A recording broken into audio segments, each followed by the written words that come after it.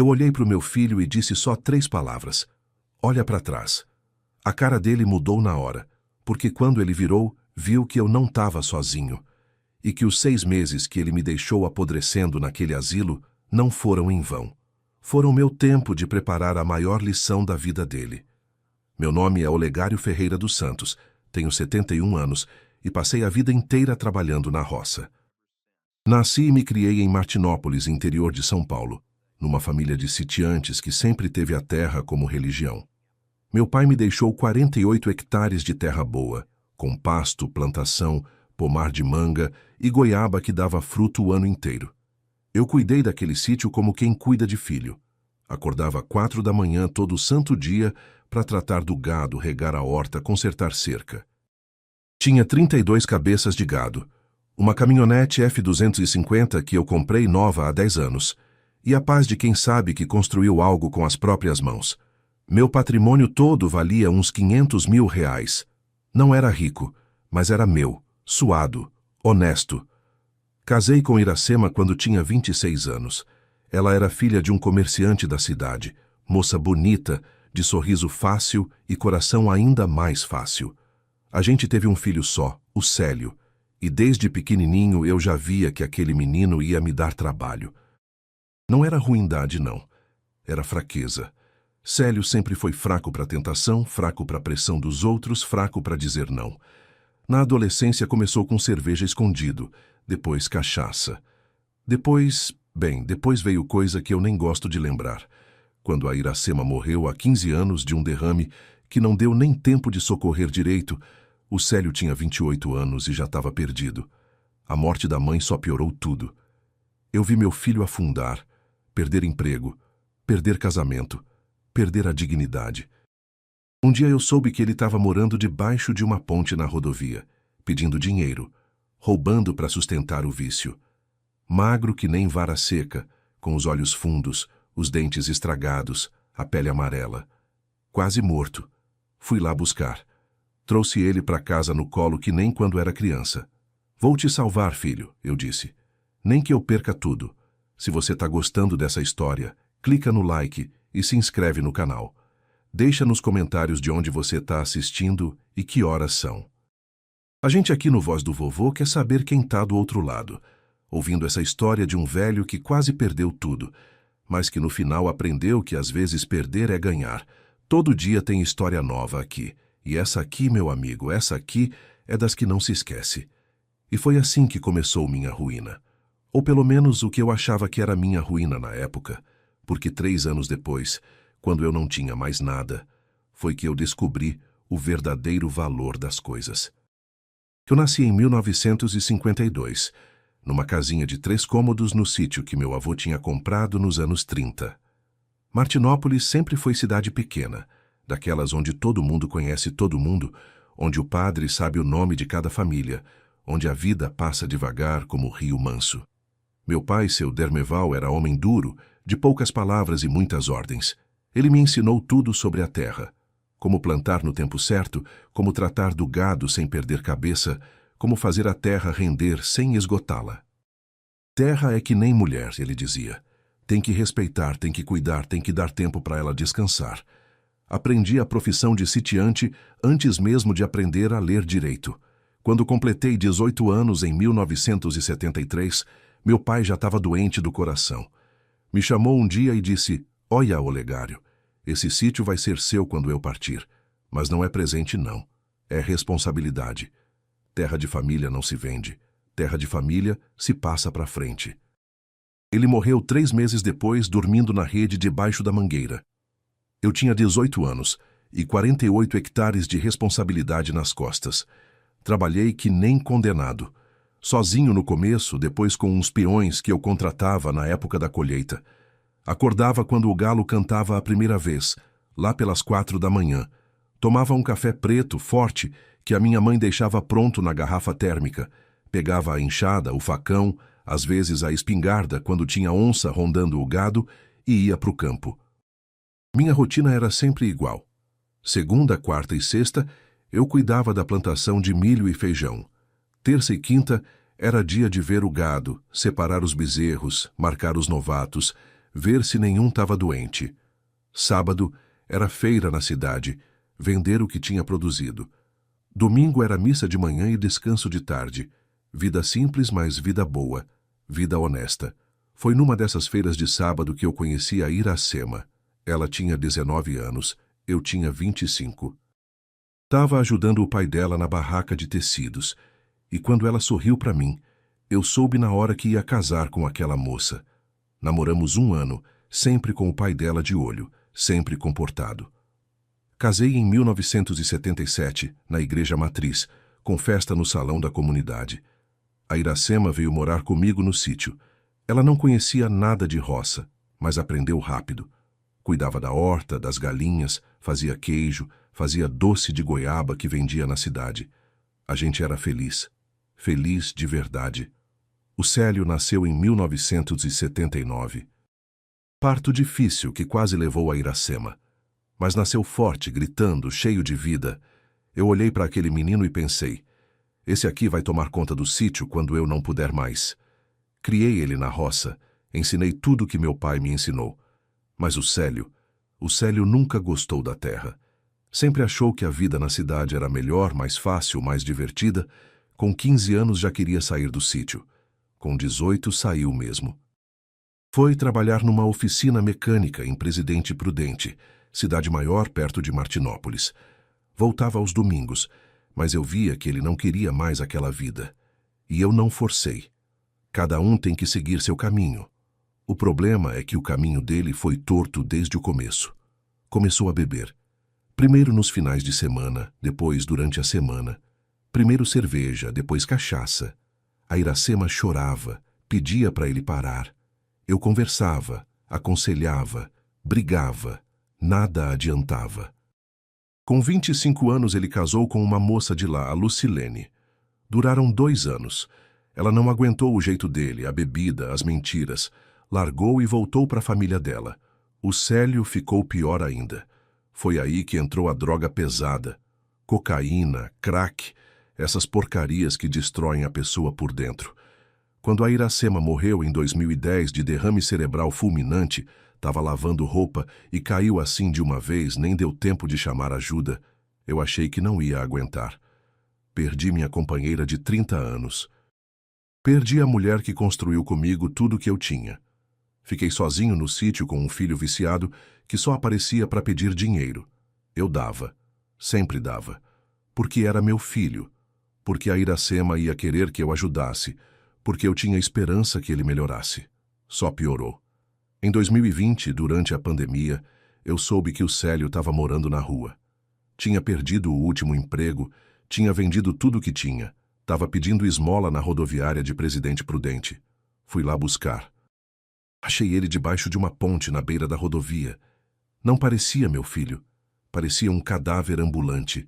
48 quilos de puro osso e vício. Os olhos vidrados, a boca cheia de ferida, as mãos tremendo. Ele me viu e chorou. Chorou que nem criança. Pai, me ajuda. Eu não aguento mais, eu quero parar, eu preciso parar. Trouxe ele para casa. Limpei, alimentei, cuidei. Mas não bastava. Ele precisava de tratamento sério. Clínica especializada. Fui atrás. Achei uma em Bauru, cara pra caramba, mas diziam que era a melhor da região. 15 mil reais por mês.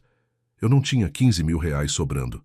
Tinha o sítio, tinha o gado, tinha a caminhonete, tinha patrimônio, mas não tinha dinheiro na mão. Quanto tempo de tratamento? Eu perguntei. No mínimo 1 ano, mas pode ser que precise de mais, dependendo da resposta dele. 1 ano era 180 mil reais. Eu não tinha. Mas eu tinha 32 cabeças de gado. Vendi, todas, por 96 mil reais. Doeu porque aquele gado eu tinha criado, tinha cuidado, tinha visto nascer. Mas era pelo meu filho. No primeiro ano gastei os 180 mil. O Célio melhorou. Depois recaiu. Teve que internar de novo. Mais 6 meses. Mais 90 mil reais. Vendi a caminhonete. A F250 que eu tinha comprado nova, que era meu orgulho, que eu lavava todo sábado, que nunca tinha dado problema. Vendi por 120 mil reais. Chorei no dia que o comprador veio buscar. Vi ela indo embora pela estrada, levantando poeira, e senti que estava perdendo um pedaço de mim. Mais 6 meses de tratamento. O Célio melhorou de novo recaiu. O médico disse: seu Olegário, o caso dele é grave. Ele precisa de mais tempo. Pelo menos mais 1 ano. Se parar agora, ele volta pro vício em 1 semana. Eu não tinha mais gado. Não tinha mais caminhonete. Só tinha o sítio. As 48 hectares que meu avô comprou, que meu pai me deixou, que eu prometi nunca vender. Fui no cartório. Coloquei à venda. Um corretor apareceu em 2 semanas. Pago 480 mil à vista. Eu assinei os papéis com a mão tremendo. Traí a promessa que fiz pro meu pai. Vendi a terra da família. Mas era pelo Célio. Era para salvar meu filho. Com o dinheiro da venda paguei mais 1 ano e meio de tratamento. Total 190 mil reais. Somando tudo, gado, caminhonete, clínica, foram 550 mil reais em 3 anos. Tudo que eu tinha. Tudo que eu construí em 50 anos de trabalho. Foi embora em 3 anos de tratamento. Mas o Célio finalmente se curou. Em 2023, ele saiu da clínica limpo, sóbrio, de volta. Ele me abraçou e chorou. Pai, você salvou minha vida. Você vendeu tudo por mim. Eu nunca vou esquecer isso, nunca. Eu fiquei sem nada, nem sítio, nem gado, nem carro. Só a aposentadoria de R$ 1.800 por mês. Fui morar num quartinho que o padre Anselmo me arrumou nos fundos da igreja de Martinópolis. Quarto pequeno, banheiro compartilhado, uma cama, um fogãozinho de 2 bocas. Mas eu estava em paz, porque meu filho tinha se curado, porque eu tinha cumprido meu papel de pai, porque a Iracema, lá de cima, devia estar orgulhosa de mim. O Célio ficou uns dias comigo no quartinho se recuperando. A gente conversava, relembrava a mãe, fazia planos. Pai, eu vou arrumar um emprego bom, vou juntar dinheiro, vou te tirar desse quartinho. A gente vai morar numa casa de verdade. Eu acreditei. Acreditei porque era meu filho, porque ele estava curado, porque ele tinha prometido. 1 semana depois da alta, o Célio conheceu uma mulher, Verônica. Ela trabalhava no cartório da cidade, tinha 39 anos, era bonita, bem arrumada, cheia de ambição. Eles se conheceram quando o Célio foi tirar uns documentos. Começaram a namorar rápido. Rápido demais, eu achei. Mas ele estava feliz, estava empolgado, estava com planos. Pai, a Verônica é incrível. Ela me entende. Ela vai me ajudar a reconstruir minha vida. Ela veio me conhecer 2 semanas depois. Chegou de carro, roupa de marca, perfume caro. Olhou para o quartinho, olhou para mim, fez uma cara que eu não gostei. Muito prazer, seu Olegário. O Célio fala muito do senhor.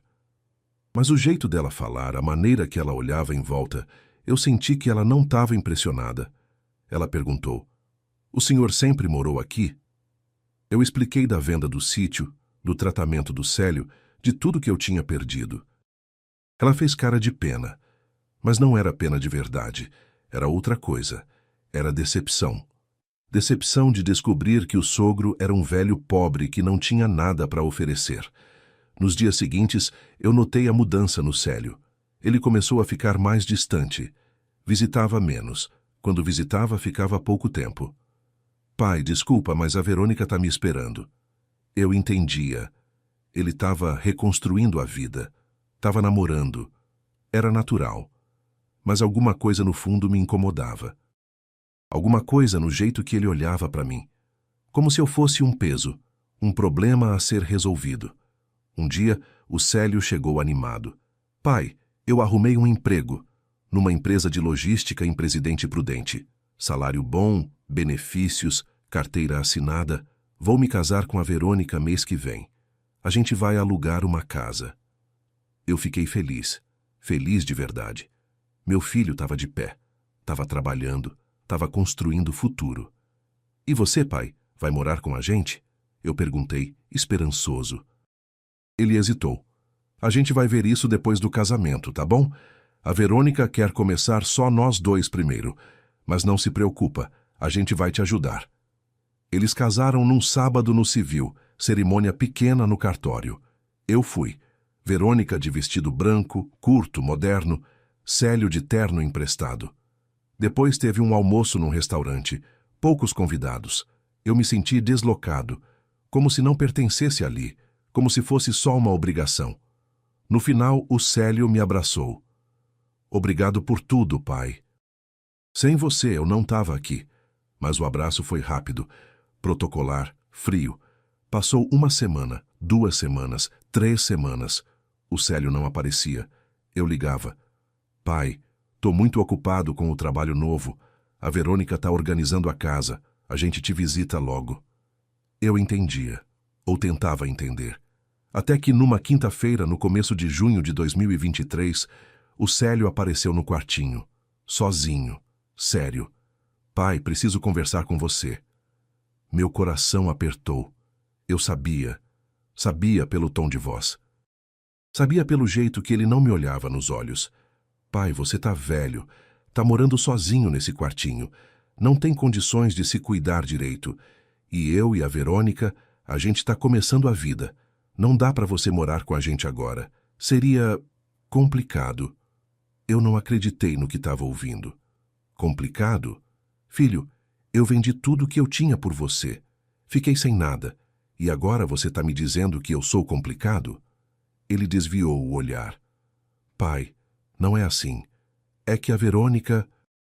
Ela acha que seria melhor você ficar num lugar onde tem cuidado profissional. Um lugar próprio para idosos. Um asilo.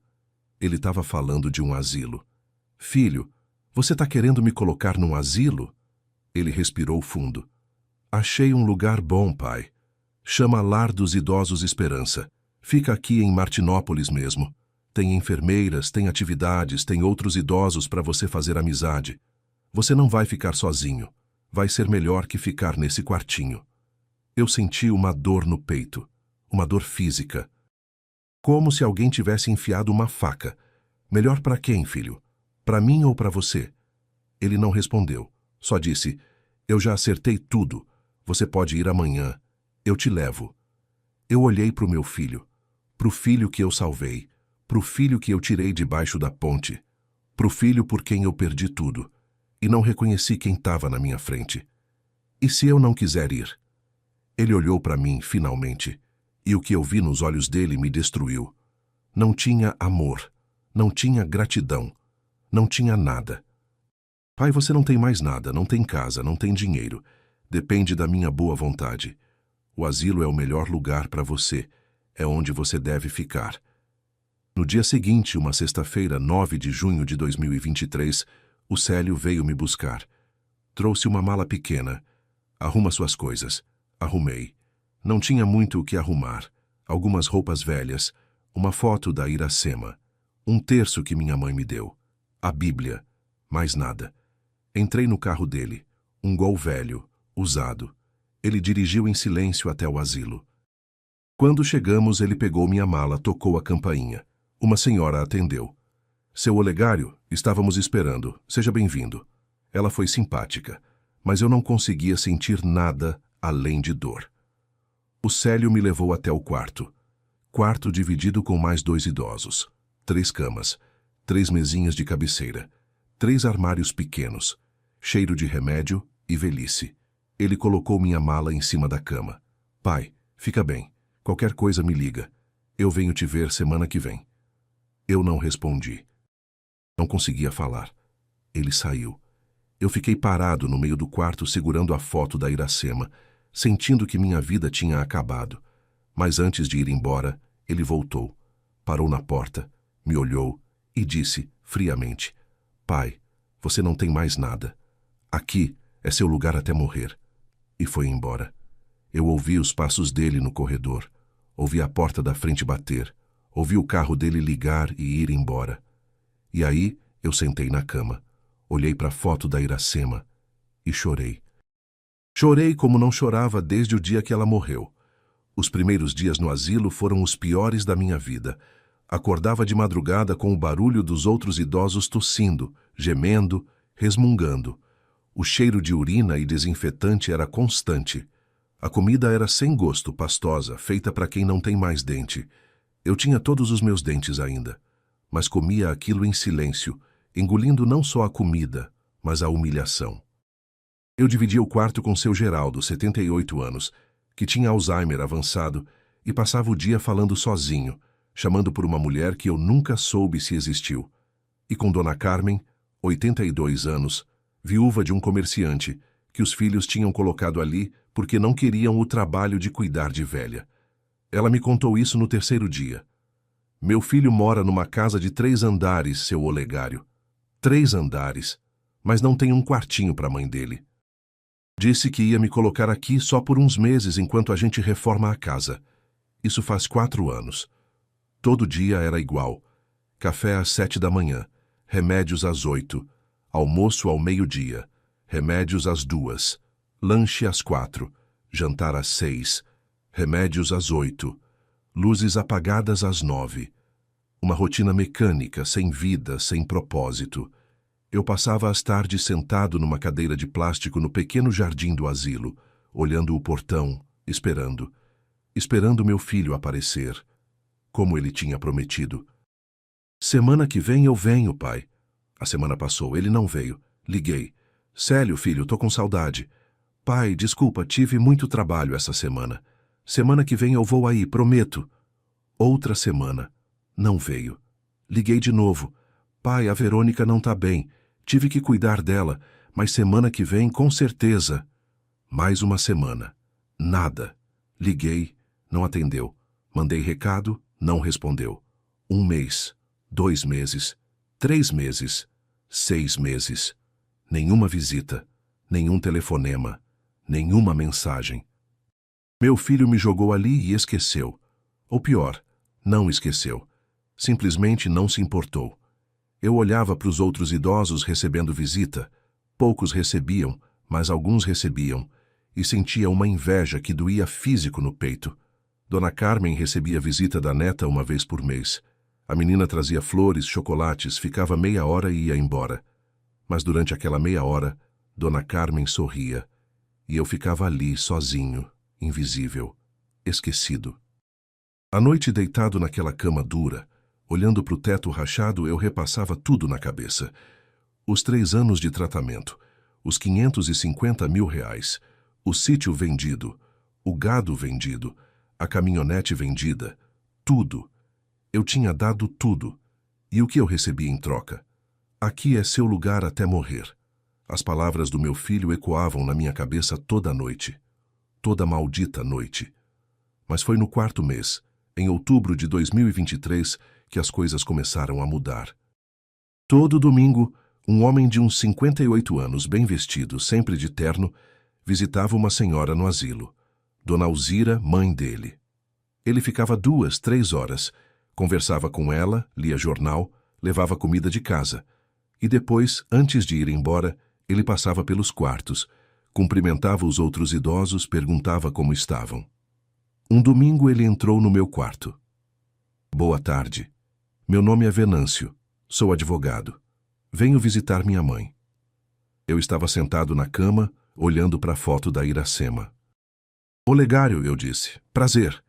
Ele notou meu jeito abatido. O senhor recebe visitas? Neguei com a cabeça. Família? Tenho um filho, mas ele não vem. Venâncio fez cara de quem entendia. Infelizmente é comum. Muita gente aqui foi abandonada pela própria família. Ele ia sair, mas parou. Se precisar conversar alguma vez, estou aqui todo domingo. Às vezes ajuda a falar com alguém de fora. No domingo seguinte ele voltou. Depois de visitar a mãe, passou no meu quarto de novo. Eu estava no mesmo lugar, mesmo jeito, mesma foto. Ainda sozinho? Ele perguntou. Ainda. Ele sentou na beirada da outra cama. Me conta sua história, seu Olegário. Por que o senhor está aqui? E eu contei. Contei tudo. A vida no sítio, o casamento, a morte da Iracema, o vício do Célio, as vendas, o tratamento, a cura, o casamento dele e, finalmente, o abandono. Falei por 1 hora. Ele ouviu em silêncio. Quando terminei, ele não falou nada por um tempo. Só ficou ali, processando. Até que disse: Seu Olegário, o que o seu filho fez com o senhor não é só imoral, é crime. Expliquei que não queria processar meu filho, que ele era tudo o que eu tinha. Venâncio balançou a cabeça. Ele não é tudo que o senhor tem. O senhor tem dignidade, tem direitos e tem a lei do seu lado. Mas eu continuei firme. Não, doutor. Ele é meu filho. Eu não faço isso. Venâncio respeitou. Entendo, mas se mudar de ideia, me procura. Eu não cobro nada. Seria um prazer ajudar. E me deu um cartão. Os domingos seguintes, Venâncio e eu conversávamos mais. Ele me contava sobre o trabalho dele, sobre os casos que pegava, sobre a vida dele. Perdi a esposa também, ele contou. Câncer de mama, há 5 anos. Sei o que é solidão, seu Olegário. Sei o que é sentir que perdeu o chão. A gente criou uma amizade. Ele era a única pessoa no mundo que parecia se importar comigo. E então, numa quarta-feira de novembro, 3 meses depois de eu ter entrado no asilo, recebi uma ligação. Número desconhecido. Atendi. Seu Olegário Ferreira dos Santos? Sim, sou eu. Aqui é do escritório do Dr. Américo Salles, advogado da falecida Odaleia Ferreira Costa. O senhor tem um momento para conversar? Meu coração disparou. Odaleia, minha irmã. Odaleia morreu? A voz do outro lado ficou mais suave. Sinto muito informar, mas sim. Há 2 semanas, câncer de pâncreas. Foi rápido. Eu desliguei e chorei. Minha irmã Odaleia, 4 anos mais velha que eu, a única família que me restava além do Célio. A gente se falava pouco. Ela morava longe, em Presidente Epitácio, a 200 quilômetros daqui, mas nos amávamos. Ela tinha ficado viúva há 10 anos do Aguinaldo, um fazendeiro rico, dono de terras, gado, uma vida boa. Eles não tiveram filhos. Depois que Aguinaldo morreu, ela vivia sozinha na fazenda, tocando os negócios com a ajuda de um administrador. Eu tinha ligado para ela quando entrei no asilo, 3 meses atrás. Contei tudo. Ela ficou furiosa. Esse moleque ingrato. Você vendeu tudo por ele e ele te jogou no asilo? Olegário, você tem que processar esse menino. Eu disse que não, que ele era meu filho, que eu ainda tinha esperança. Ela bufou. Esperança? Olegário, acorda. Esse menino não presta. Mas se você não quer fazer nada, eu vou fazer. Vou mudar meu testamento hoje mesmo. Tudo que eu tenho vai para você. E desse teu filho, esse Célio ingrato, não vai nada, nem 1 centavo. Eu tinha rido na época, sem acreditar muito. Odaleia sempre foi dramática, mas 2 dias depois ela ligou de novo. Pronto, mudei o testamento. Tudo é seu quando eu morrer. E tem uma cláusula especial.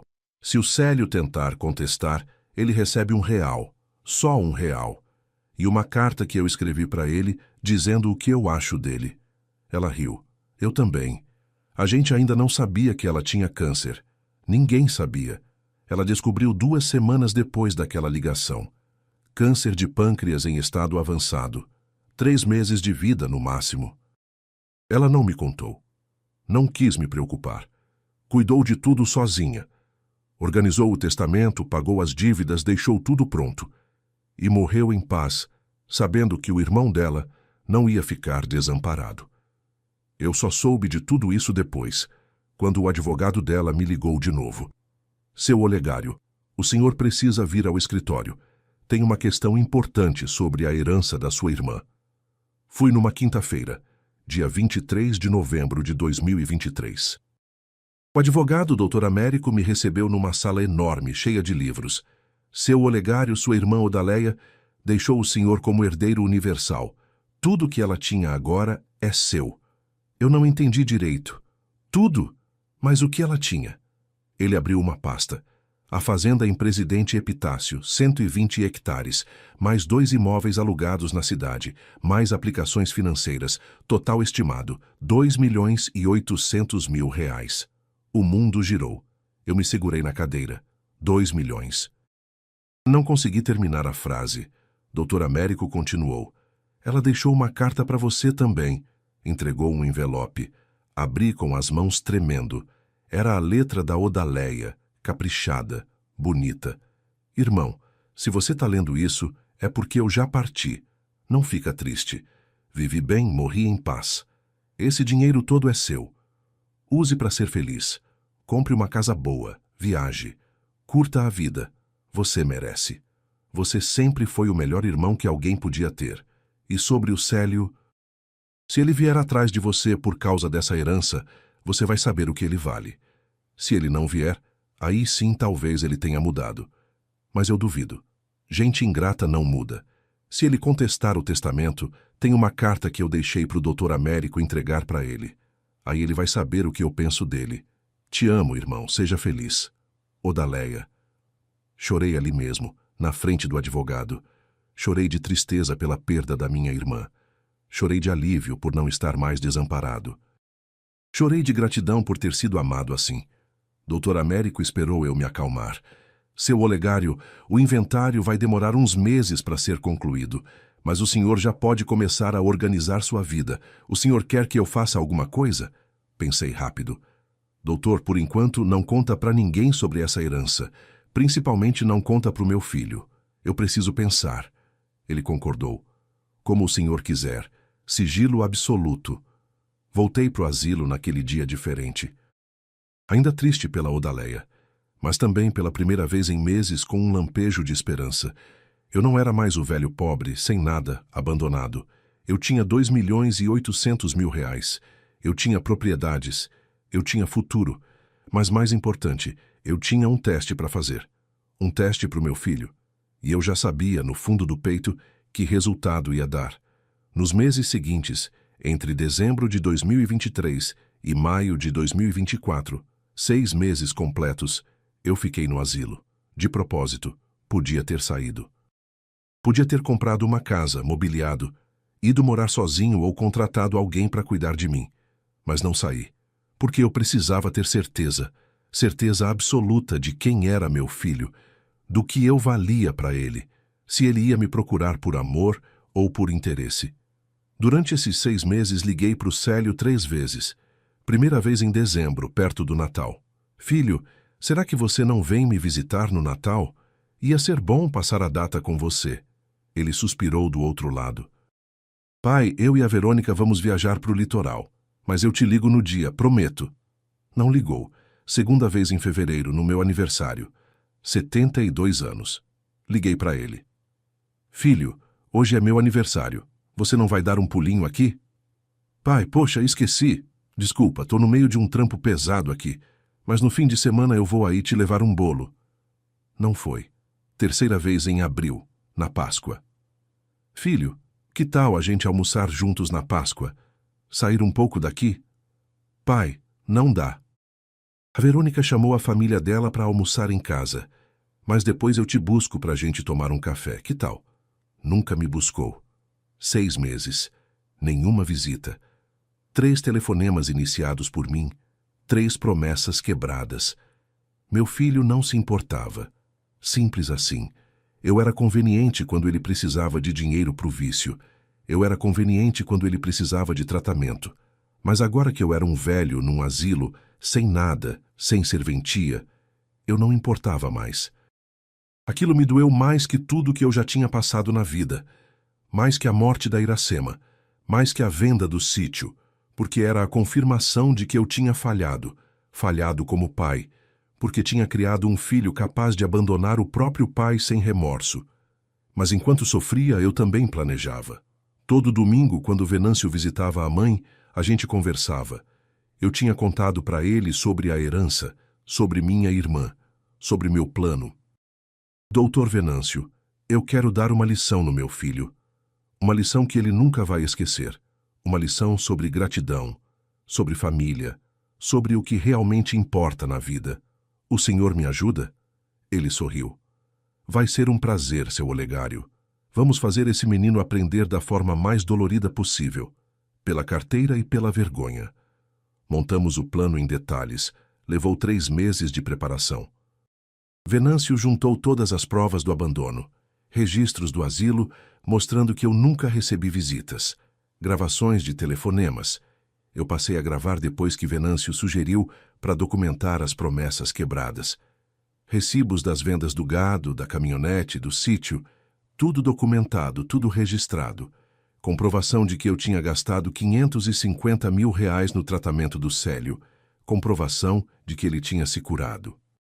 E comprovação de que 1 semana depois da cura, ele tinha me internado num asilo contra minha vontade. Não totalmente contra, mas Venâncio argumentou que houve coação moral. Com essas provas, Venâncio preparou 3 processos. Primeiro, ação de abandono de idoso, enquadrado no artigo 98 do Estatuto do Idoso, com pena de 6 meses a 3 anos de prisão. Segundo, ação de ressarcimento dos valores gastos no tratamento, com juros e correção monetária, totalizando R$743 mil. Terceiro, ação de danos morais por abandono afetivo, pedindo R$300 mil. Total, mais de R$1 milhão em dívida, mais processo criminal. O suficiente para destruir financeiramente meu filho e talvez até mandá-lo para a cadeia. Mas eu não quero destruir ele, doutor, eu disse. Só quero que ele aprenda. Venâncio sorriu. Ele vai aprender, seu Olegário. Confia em mim. A segunda parte do plano era fazer a notícia da herança vazar para Verônica, porque a gente sabia que se ela soubesse, ela ia correr para o Célio, e o Célio ia correr para o asilo. Era questão de tempo e de deixar a isca no lugar certo. Venâncio tem um conhecido que trabalha num cartório em Presidente Prudente. A Verônica trabalhava nesse mesmo cartório. Em maio de 2024, 6 meses depois da morte da Odaleia, quando o inventário finalmente foi concluído e a herança oficialmente passou para o meu nome, Venâncio pediu para o conhecido deixar vazar a informação. Comenta com a Verônica que o velho do asilo de Martinópolis, pai do Célio, herdou uma fortuna da irmã que morreu. Simples assim. A isca foi jogada numa segunda-feira, dia 20 de maio de 2024. Na quarta-feira, dia 22, 2 dias depois, meu telefone tocou. Número desconhecido. Atendi. Pai, era o Célio. Primeira vez que ele me ligava em 6 meses. Filho, fingi surpresa. Pai, eu soube da tia Odaleia. Ela morreu. Por que você não me contou? Porque você nunca atende minhas ligações, filho. Silêncio do outro lado. Depois ele continuou, mais controlado. Pai, eu também soube que ela deixou uma herança para você. É verdade? Aí estava. A verdadeira razão da ligação. É verdade. Quanto? Direto ao ponto. Sem rodeios. Sem perguntar como eu estava, se eu estava bem, se eu precisava de alguma coisa. Só quanto? Bastante, filho, bastante. Pai, a gente precisa conversar. Eu vou aí te buscar. Você não precisa mais ficar nesse asilo. Vem morar comigo e com a Verônica. A gente cuida de você. 6 meses. 6 meses sem uma visita, sem um telefonema, sem um feliz aniversário. E agora, 2 dias depois de descobrir da herança, ele queria que eu fosse morar com ele. A hipocrisia era tão descarada que eu quase ri. Mas me controlei. Filho, não precisa. Eu tô bem aqui. Pai, não. Um homem da sua idade não pode ficar num asilo. Isso é desumano. Deixa eu te buscar. Amanhã mesmo. Que horas fica bom para você? A urgência na voz dele era cômica. Pode ser umas 3 da tarde. Perfeito, eu tô aí às 3. Te amo, pai. Ele nunca tinha dito te amo antes. Nunca. Nem quando era criança. Desliguei e liguei pro Venâncio. Doutor, ele mordeu a isca. Vem amanhã às 3. Perfeito. Eu vou estar lá às 2h30. Preparado. Com todos os documentos. Seu Olegário, amanhã seu filho vai ter a maior lição da vida dele. Eu dormi bem naquela noite. Pela primeira vez em 6 meses, dormi em paz, porque sabia que no dia seguinte, justiça seria feita. Quinta-feira, 23 de maio de 2024, 2h30 da tarde. Venâncio chegou no asilo, terno azul marinho, gravata vermelha, pasta de couro na mão. Ele cumprimentou a recepcionista, subiu para o meu quarto. Pronto, seu Olegário? Pronto, doutor. Ele abriu a pasta, me mostrou os documentos. 3 processos, todos protocolados, prontos para serem acionados. A gente só tá esperando o show começar.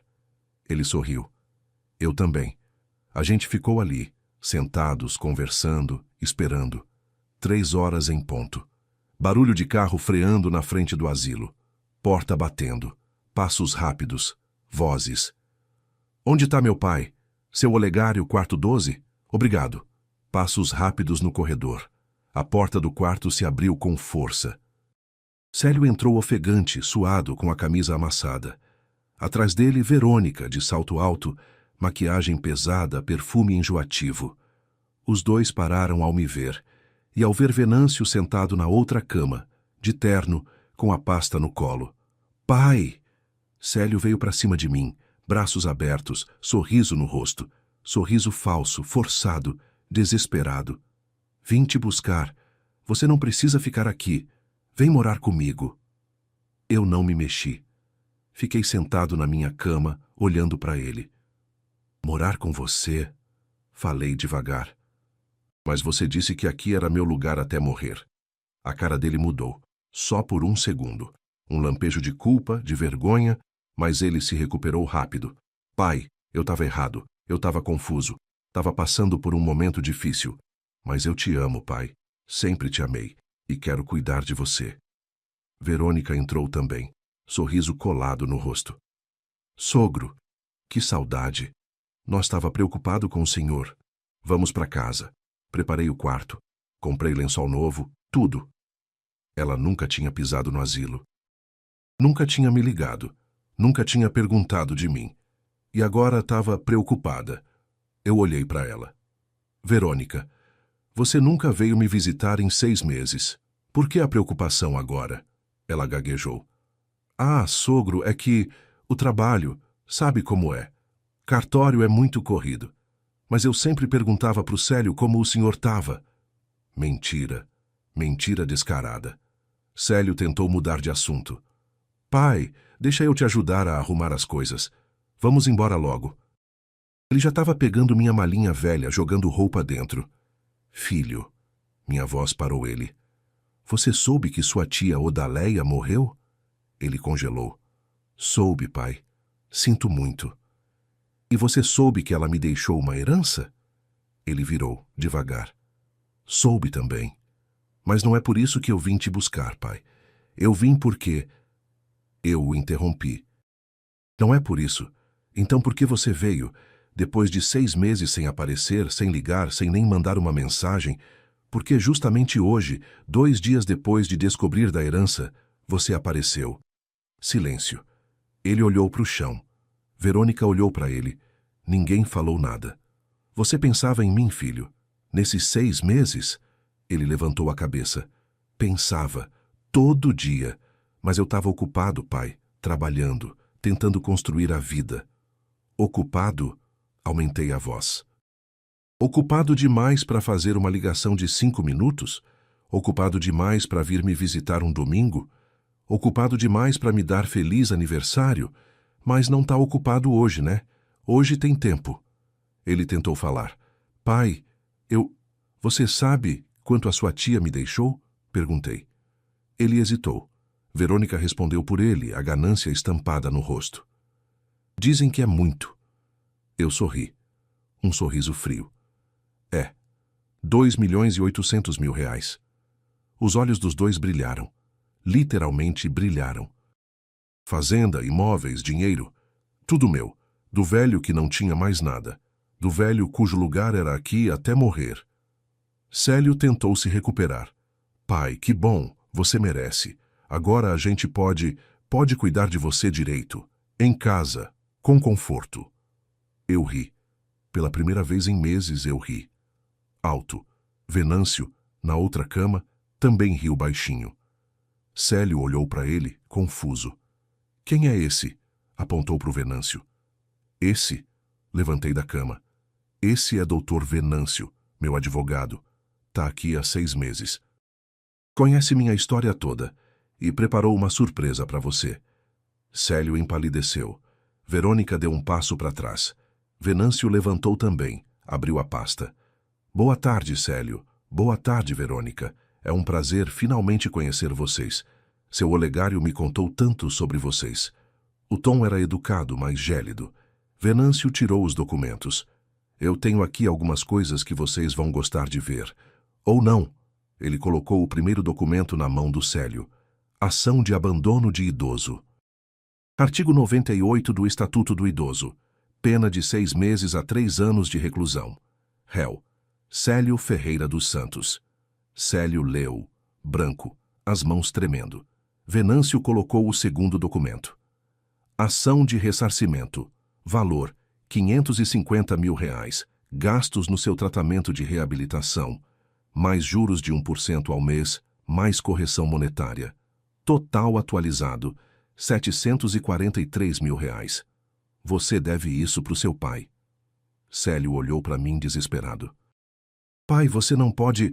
Venâncio colocou o terceiro documento. Ação de danos morais por abandono afetivo. Valor pedido: R$ 300 mil. Mais o que o juiz arbitrar, que geralmente é generoso em casos como esse. Venâncio juntou os papéis.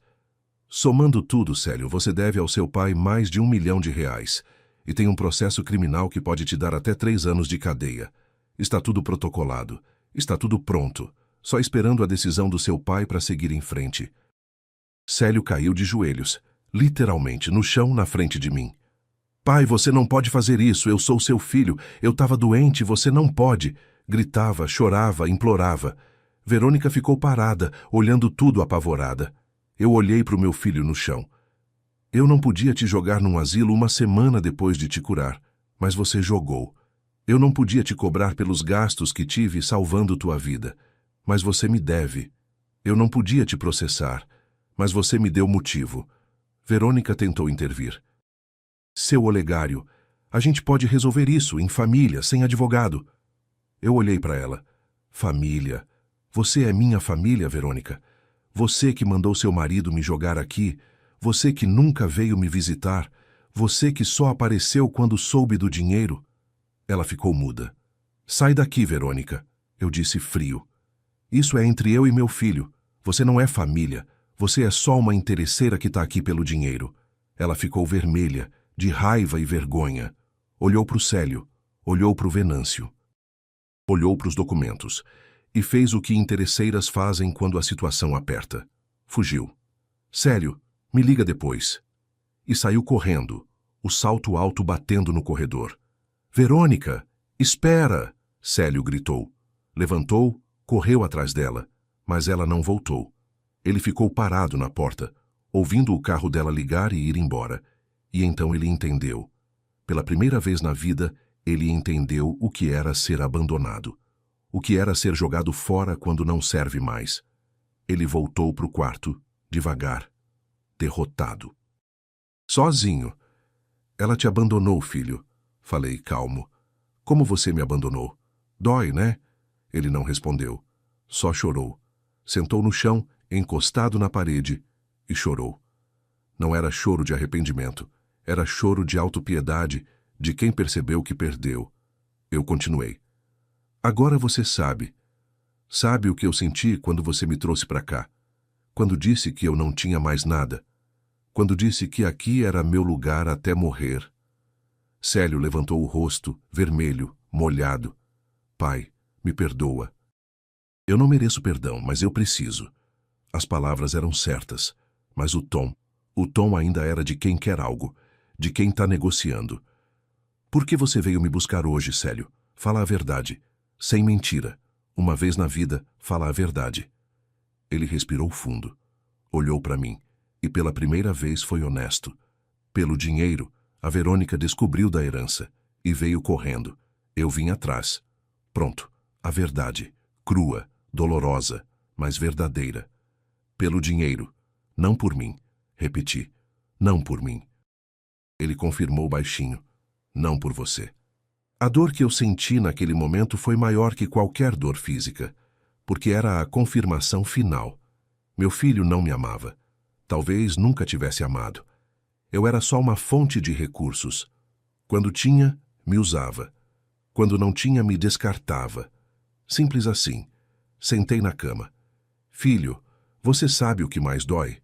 Não é o asilo, não é a solidão, não é o abandono. É saber que meu próprio filho só me quer pelo que eu tenho. Olhei pela janela. Eu vendi tudo por você. Sítio que era do meu pai e do meu avô. Carro que eu amava. Gado que eu criei. Tudo. R$ 550 mil. cada centavo que eu tinha, para te ver vivo, para te ver curado. Virei para ele. Você se curou. Eu chorei de felicidade. Achei que tinha valido todo o sacrifício, toda a pobreza. E aí, uma semana depois, você me jogou aqui, com uma mala de roupa, e disse que era meu lugar até morrer. Levantei. Você sabe o que é ouvir isso do próprio filho? Do filho que você salvou? Sabe? Ele chorou mais. Não sei, pai, mas estou começando a entender. Agora que a Verônica me deixou. Isso, filho, concordei. Agora você sabe. O que é ser abandonado quando você não serve mais? Quando você não tem mais nada para oferecer? Fui até a janela. Olhei para fora. Eu passei 6 meses aqui, pensando no que fazer. Eu podia te perdoar e fingir que nada aconteceu. Eu podia te destruir e te deixar na miséria. Virei para ele. Ou eu podia te ensinar uma lição que você nunca vai esquecer. Célio levantou a cabeça esperançoso. Lição? Eu olhei para Venâncio. Ele entendeu. Célio, seu pai decidiu não te processar. A cara do Célio se iluminou. Não vai processar? Venâncio continuou sério. Com uma condição, na verdade, 4 condições. Célio olhou para mim. Que condições? Eu voltei para perto dele. Primeira, você vai trabalhar, por 5 anos. Todo o dinheiro que você ganhar, metade vai para uma conta que eu vou administrar. Você vai aprender o valor do trabalho, do dinheiro suado. Ele ia falar, mas eu continuei. Segunda, você vai me visitar, toda semana, não quando der, toda semana, por 5 anos.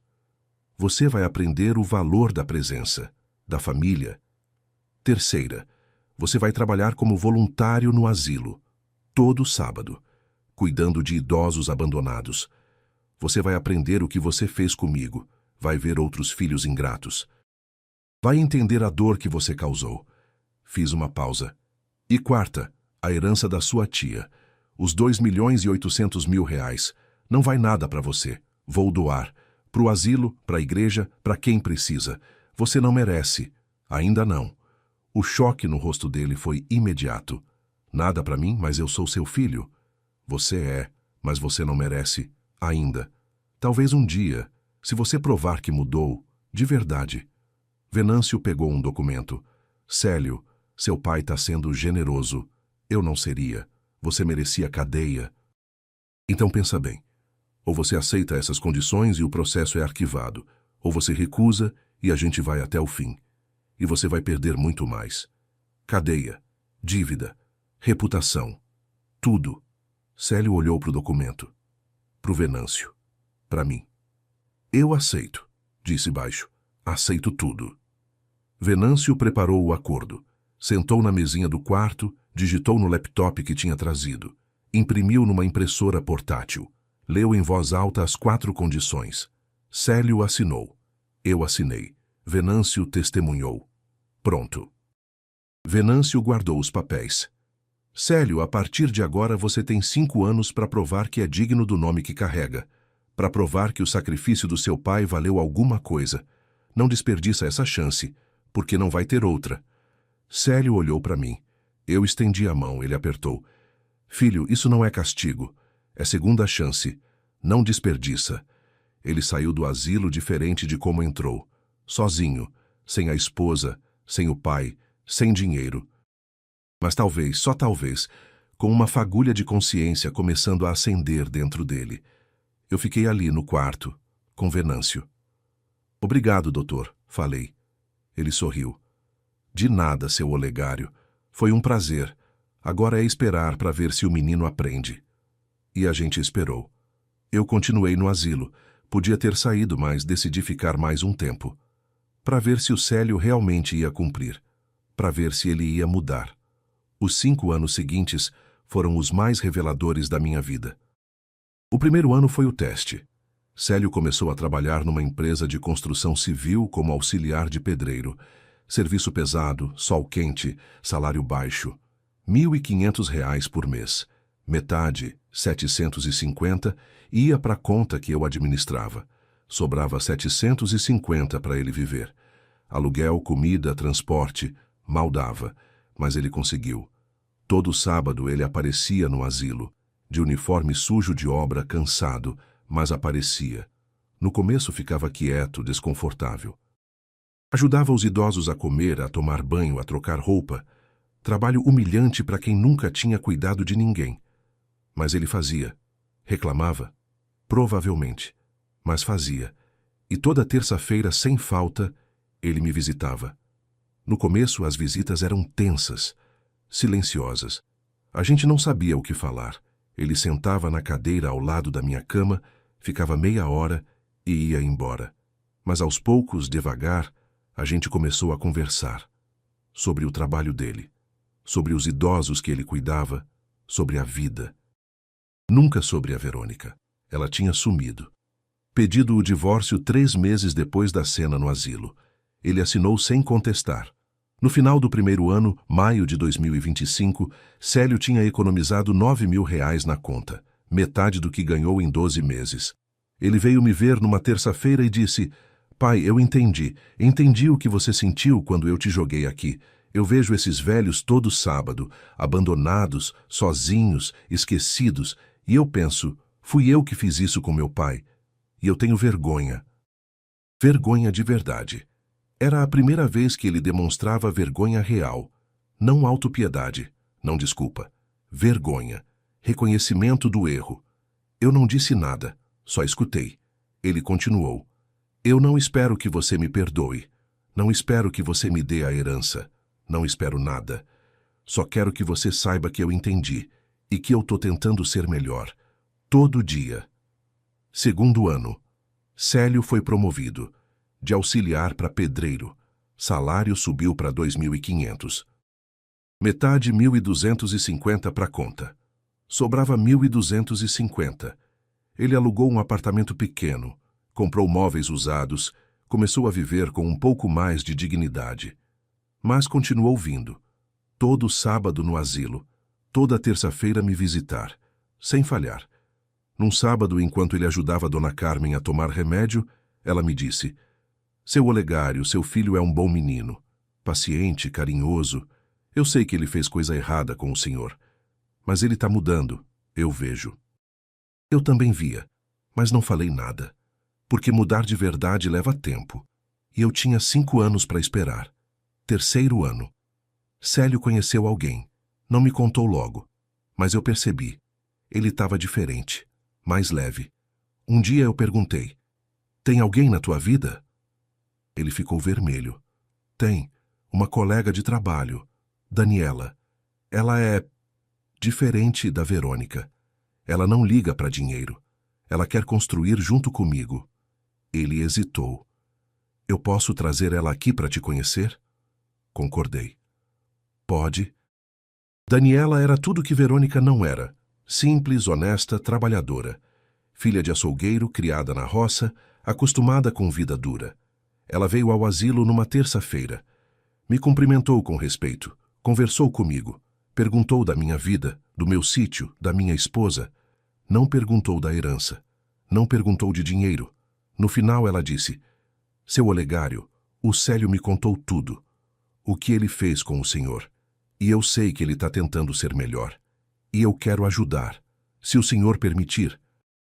Eu gostei dela, de verdade. 4º ano. Célio me procurou numa terça-feira. "Pai, posso te pedir uma coisa? Mas fala, filho. Me deixa te tirar do asilo. Não pelo dinheiro, não pela herança, porque eu quero cuidar de você. De verdade. Porque eu te amo." Olhei nos olhos dele. Procurei mentira, procurei interesse. Não achei. Só achei verdade. "Você tem certeza?" "Tenho. Eu e a Daniela. A gente quer que você more com a gente. A gente vai casar mês que vem. E a gente quer que você seja nosso primeiro morador." Saí do asilo em junho de 2027, 4 anos depois de entrar. Não porque eu precisava, mas porque meu filho me pediu. E dessa vez, o pedido era sincero. A casa deles era pequena. 2 quartos, sala, cozinha. O segundo quarto era meu, mobilizado simples, mas com carinho. Tinha até uma foto da Iracema na mesinha de cabeceira. "A Daniela achou num álbum velho seu", Célio explicou. "Achou que você ia gostar." 5º ano. o último ano do acordo. Célio continuou trabalhando. Continuou guardando metade do salário na conta. A conta tinha agora 69 mil reais, metade de tudo que ele ganhou em 5 anos. Ele continuou voluntariando, toda semana, sem falta, mesmo morando longe, mesmo tendo que acordar cedo, mesmo cansado. Um dia, em abril de 2028, Daniela me contou que estava grávida. Célio chorou quando soube. De felicidade. Pai, você vai ser avô. De verdade dessa vez. E eu prometo, meu filho vai conhecer o avô. Vai crescer ouvindo histórias sobre você. Vai saber quem você é, o que você fez, e vai te amar. E eu chorei também, porque era a primeira vez em anos que eu sentia esperança no futuro. Maio de 2028, 5 anos depois do acordo. Célio veio me ver. Pai, o acordo terminou. Eu cumpri tudo. Trabalhei, visitei, voluntariei. Guardei 74 mil reais na conta. Não quero nada. Só quero saber. Eu mudei? Eu sou melhor? Eu mereço teu perdão? Olhei para o meu filho, para o homem que ele se tornou. Não era mais o viciado que eu tirei debaixo da ponte. Não era mais o ingrato que me jogou no asilo. Era um homem, um pai, um filho. De verdade. Você mudou, Célio. Mudou de verdade. E eu já te perdoei. Há muito tempo. Só estava esperando você se perdoar. Ele chorou. Me abraçou. E pela primeira vez em décadas eu senti que tinha meu filho de volta. No dia seguinte, chamei Célio e Daniela para sentar. Eu preciso contar uma coisa para vocês, sobre a herança da sua tia. Eles ficaram sérios. Eu disse que ia doar tudo, e doei, a maior parte. 2,5 milhões foram para projetos sociais, para o asilo, para a igreja, mas a fazenda da sua tia, os 120 hectares, eu não vendi, guardei. E ontem, coloquei no nome de vocês dois. Silêncio. Depois, incredulidade. No nosso nome? Pai, mas você disse... Interrompi. Eu disse que você não merecia. Há 5 anos você não merecia. Hoje você merece. Você provou. Você mudou. A fazenda é de vocês. Vale mais de 2 milhões. Use para criar meu neto, para ter uma vida boa, para ser feliz. Célio caiu de joelhos. De novo, mas dessa vez não de desespero, de gratidão. Pai, eu não sei o que dizer. Não diz nada. Só continua sendo quem você é agora. Só isso. Hoje, janeiro de 2029, Célio tem 47 anos. Daniela, 42. Meu neto, Olegário Júnior, acabou de fazer 1 ano. A gente mora na fazenda da minha irmã. Eu tenho 76 anos. Acordo todo dia ouvindo meu neto chorar, o que seria irritante se não fosse a coisa mais bonita do mundo. Célio trabalha na fazenda. Plantação, gado, administração. Daniela cuida da casa e do menino. Eu ajudo no que posso. E todo sábado a gente vai pro asilo. Os 3. Eu, Célio e Daniela. Para visitar os idosos, para não esquecer, para ensinar para o pequeno Olegário, quando ele crescer, o valor da família, da gratidão, do perdão. Às vezes, de noite, sentado na varanda, olhando para o céu estrelado, eu penso em tudo. Na Iracema, que me deixou cedo demais, na Odaleia, que me salvou mesmo depois de morta. No Célio que eu quase perdi, mas recuperei. E eu agradeço. Agradeço por ter perdido tudo, porque só perdendo tudo é que a gente descobre o que realmente importa.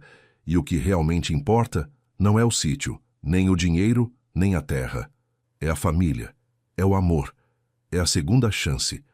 Vendi meu sítio e meu carro para salvar meu filho. Ele me jogou num asilo 1 semana depois. Minha irmã morreu e me deixou uma fortuna.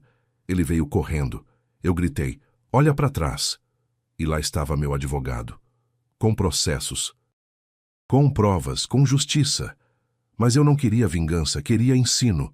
5 anos de lição e funcionou. Meu filho virou homem, virou pai, virou filho de verdade. E eu, que achava que tinha perdido tudo, descobri que tinha ganho tudo de novo. Obrigado por me ouvir até aqui. Se gostou, deixa teu like e se inscreve no canal Voz do Vovô. Quem assistiu até o fim, comenta aí embaixo a palavra recomeço. E não deixa de conferir as outras histórias aqui do canal, tem duas aí na tela que você vai gostar. Um abraço desse velho aqui e lembra, família não é quem tem o mesmo sangue, é quem tem o mesmo coração.